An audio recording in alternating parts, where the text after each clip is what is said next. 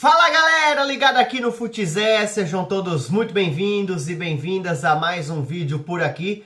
E vamos falar do grande campeão, ou melhor, bicampeão da UEFA Champions League, o Paris Saint-Germain, que no último sábado se sagrou campeão da Champions pela segunda temporada consecutiva. Esse time que bateu na trave tanto tempo, parecia que nunca ia conquistar uma Champions, e agora chega ao seu segundo título de Champions League, conquistando um bicampeonato, campeão em 2025, campeão agora em 2026. Mas antes, eu peço para você tudo aquilo, deixar aquele like, se inscrever no nosso canal, ativar as notificações, compartilhar o link do nosso vídeo, enfim, e claro, deixar os seus comentários aqui, a sua opinião é sempre muito bem-vinda. E aqui na tela os nossos parceiros, os nossos patrocinadores, onde você encontra mais detalhes sobre eles aqui na descrição do vídeo. Bom, meus amigos, no último sábado nós tivemos aí a grande final da UEFA Champions League, lá em Budapeste, na Hungria. Um para o PSG, um para o Arsenal, e nos pênaltis a vitória do Paris Saint-Germain pelo placar de 4-3 e o PSG se sagrando bicampeão da UEFA Champions League. Vamos falar um pouquinho do que foi o jogo, né? Logo no início, o Arsenal saindo na frente, né, com o gol do Kai Havertz, que até foi uma surpresa, né? O início do Kai Havertz como titular, né? O Arteta preferiu deixar o Gyökeres no banco, né? O grande artilheiro do time do Arsenal, né? Surpreendeu com essa escolha pelo Havertz como titular, e com 6 minutos de jogo, o Havertz saiu cara a cara com o Safonov, fez um belíssimo gol, 1-0 para o Arsenal, e aí era o cenário perfeito para o Arsenal, né? A gente até conversou aqui no vídeo de pré-jogo, em que o Arsenal, se ele marcasse um gol primeiro, ele iria se fechar completamente, né? Iria tentar anular a equipe do PSG, e foi isso que aconteceu. O PSG ficou mais tempo com a posse da bola, pressionou, buscava ali o gol a todo instante, mas não conseguia furar o bloqueio do Arsenal, né? Não conseguia furar a defesa do Arsenal, e estava muito bem postado, o jogo estava muito a favor do Arsenal, né? Com esse gol logo no início da partida, o gol do Kai Havertz, né? O PSG tentando de todas as maneiras, enfim, mas não conseguia, como eu falei, furar esse bloqueio do Arsenal, né? O jogo, no geral, uma partida que foi abaixo do potencial de duas equipes, até porque final de temporada, final em jogo único, é sempre um jogo mais amarrado, um jogo mais truncado. Raramente a gente vê uma final de jogo único com aquele jogo brilhante, né? Aquele jogo maravilhoso. Raramente isso acontece, né? E ainda mais uma final de Champions, né? Onde a gente tinha o duelo de opostos, né? O PSG com o ataque a todo momento, e o Arsenal no futebol mais conservador, e ainda largando na frente do placar. É claro que o Arsenal iria tentar de todas as maneiras anular o time do PSG, como conseguiu durante boa parte da partida. Então o jogo foi abaixo do potencial. O PSG foi a equipe que mais produziu para vencer, foi o time que jogou melhor, que mereceu aí o resultado, até porque o Arsenal ficou se defendendo na maioria do tempo. Então, aí a gente passa para o segundo tempo, teve o pênalti sofrido pelo Kvaratskhelia, um pênalti indiscutível. Na cobrança o Dembélé empata o jogo, e aí tivemos 1-1, depois o PSG mandando bola na trave, teve chute perigoso do Vitinha, enfim, tivemos boas chances aí do PSG até ter vencido o jogo no tempo normal. Aí na prorrogação o jogo já fica, né, a prorrogação é uma coisa muito chata, né, galera? Falando bem a verdade aqui, eu não gosto de prorrogação. Então na prorrogação a gente teve um jogo ali moroso, um jogo sonolento, né, enfim, um jogo que era para tirar aquele cochilo ali durante a prorrogação, mas aí acabamos chegando nos pênaltis. E aí, meus amigos, pênaltis é aquilo, né? Pênaltis tem que estar melhor preparado, tem que estar bem das pernas para executar a cobrança ali. E aí o PSG acabou se sagrando o campeão da UEFA Champions League. Tivemos a disputa de pênaltis, algo que eu gostaria de ressaltar por aqui. Só um instante aqui, galera, que eu tô puxando tudo certinho aqui. Os batedores, né? Todos batendo com muita classe, né? Os que marcaram os gols, enfim, todos batendo muito bem, né? Bateram muito bem mesmo. E aí a gente teve o pênalti perdido pelo Eze, que chutou pra fora, né? Chutou pra fora o camisa 10 do time do Arsenal. Depois, na sequência, o Nuno Mendes perdeu, o Raya fez uma defesaça, fez uma grande defesa, o goleiro do Arsenal. Aí continuou ali, o Rice fez, depois o Hakimi fez, o Martinelli fez, E o Beraldo, tem que exaltar aqui o Beraldo. O Beraldo que nessa temporada, todos sabem, ele é zagueiro, mas ele começou a jogar mais como volante, né? Começou a jogar mais como volante o Beraldo nessa temporada.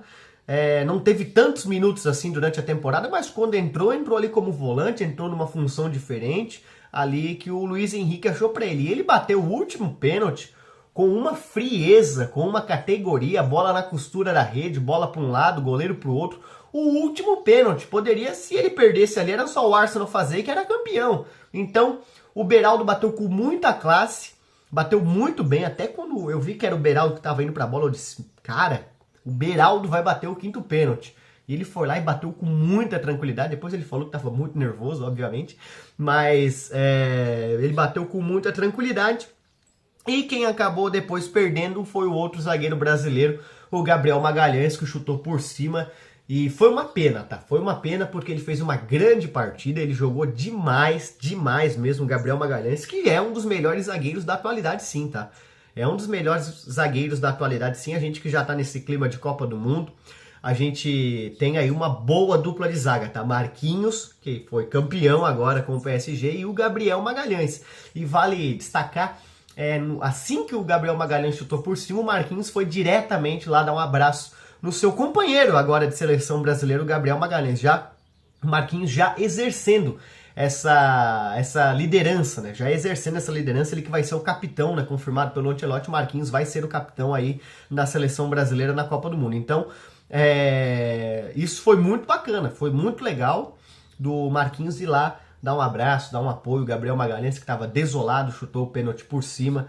Realmente uma postura de liderança do Marquinhos, que foi um cara que se reinventou também no PSG, tá? Ele que assumiu esse protagonismo, essa liderança com a chegada do Luiz Henrique aí no comando do PSG. Então, vale destacar aí o PSG, que era um time que não tinha rumo há algumas temporadas, contratava as estrelas por contratar, mas faltava uma liderança, né? Faltava um norte para esse projeto, e esse norte se chama Luiz Henrique. O cara chegou, mandou os medalhões embora,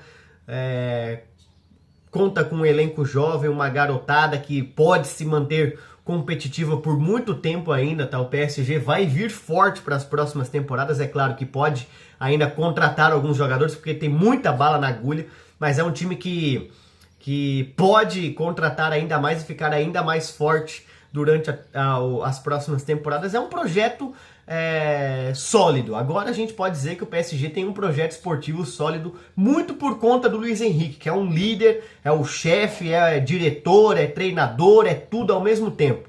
Foi campeão na temporada passada, chegou e mandou o Donnarumma embora. Foi algo que surpreendeu todo mundo.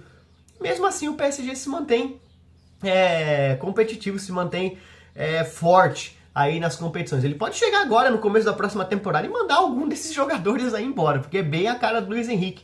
E a diretoria do PSG dá toda a carta branca para ele fazer isso, porque ele fez e tá dando certo. O PSG bicampeão da Champions League e tem um elenco jovem para os próximos anos, continuar brigando também é algo que vai ser muito importante para o time do PSG. O Arsenal, claro, fica aquela sensação péssima, né? Péssima de ter perdido, chegou tão perto, estava vencendo o jogo durante boa parte, assim como foi a final em 2006, né, que o Arsenal perdeu para o Barcelona. Então, vencia o jogo por boa parte e aí no final acabou sendo derrotado de maneira cruel nos pênaltis. Mas fica aquela sensação agridoce, né? O Arsenal voltou a ser campeão da Premier League 22 anos depois, né? Então é como eu falei aqui no vídeo de prévia, se o Arsenal chegasse derrotado na Premier League para essa final, ele, para mim, não teria chances contra o PSG. Mas esse título da Premier League colocou a confiança do Arsenal lá no alto, né? Fez o Arsenal chegar com a moral elevadíssima, fez o Arsenal chegar mais leve, mais solto para essa partida. E foi isso que a gente viu, um jogo de igual para igual. O Arsenal foi páreo duro para o time do PSG, dentro da sua estratégia, dentro do seu modelo de jogo, tudo aquilo que a gente conversou por aqui. Mas o Arsenal deu muito trabalho para o time do PSG, né? O PSG não conseguia furar o bloqueio do Arsenal em dado momento da partida. Então, o Arsenal é um time que vai se manter sólido nos próximos anos. Vejo o Arsenal continuando aí na briga por títulos da Premier League, quem sabe chegar na Champions, enfim, mas Uma coisa que eu digo aqui, tem que jogar mais esse time do Arsenal, tá? O Arteta tem que ser um pouquinho mais cobrado aí pra fazer esse time do Arsenal jogar mais bola. Tem muita qualidade, tem bons jogadores, não pode ficar só se defendendo, fazer um gol e retrancar, não pode. Tem que jogar mais o time do Arsenal, tem peças de qualidade pra isso, então é algo que eu acabo pra falar aqui pra vocês, que o Arsenal, na minha visão, tem material humano pra produzir um futebol melhor, né? E o Arteta vai ter que mudar um pouquinho esse estilo de jogo, acredito, aí para as próximas temporadas. Tem o detalhe que Kvaratskhelia, eleito o craque da Champions League, jogou demais mesmo, um absurdo, né? Jogou muito o Kvaratskhelia, esse georgiano, um cara muito bom de bola, um cara veloz, um cara técnico, de uma finalização perigosa, um cara que dá muito trabalho, e foi eleito aí, portanto, o craque da UEFA Champions League. E também destacar a resiliência do time do PSG, né, que começou a temporada assim como a temporada passada que foi campeão. Começou mal, teve que passar ali pelos playoffs, o campeonato francês, o PSG foi campeão, mas teve uma dificuldade que ele não tinha alguns anos no campeonato francês para conquistar o título. E esse time se manteve ali, se manteve firme, se manteve forte, brigando e cresceu na hora certa. Cresceu na reta final da temporada, passou pelo Mônaco nos playoffs. Depois despachou o Chelsea, despachou o Liverpool, saiu vivo daquele tiroteio que foi contra o Bayern de Munique naquela semifinal, mas no segundo jogo não sofreu tanto assim, né? No segundo jogo na Allianz Arena o PSG foi melhor e poderia ter vencido, se classificou com empate. E na final acabou se sagrando campeão, fazendo um jogo também de resiliência nessa final. Não deixou de desistir o time do PSG durante a final da Liga dos Campeões. Mas é isso, meus amigos. Parabéns ao PSG, parabéns também ao Arsenal pela campanha. O Arsenal vice-campeão invicto, né? Coisas que só acontecem com o Arsenal, mas fez uma temporada histórica, foi campeão da Premier League depois de 22 anos também. É isso, eu quero saber a sua opinião aqui nos comentários. Comenta aqui se você concorda, se você discorda, se você gostou do título do PSG, se não gostou.